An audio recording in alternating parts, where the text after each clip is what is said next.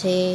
તો ફક્ત 2 જ લુઆ લોટમાંથી આપણે એકદમ કરકરા અને ક્રિસ્પી સમોસા તૈયાર કરી લેવાના છે. તો તમે જોઈ શકો છો, આ રીતે પતલી પતલી રોટી મેં ના ટુકડા કરી લીધા છે અને સમોસા પણ તૈયાર કરી લીધા છે.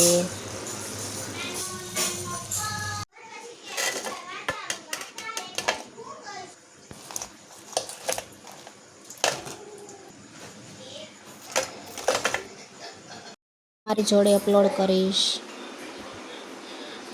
એકદમ ક્રિસ્પી અને કરકરા અને હેલ્ધી અને ટેસ્ટી અને ઘરમાંથી જ બધી વસ્તુ બનાવેલા સમોસા આપણા તૈયાર છે. સોસ સાથે ખાવાની ખૂબ જ મજા આવે છે.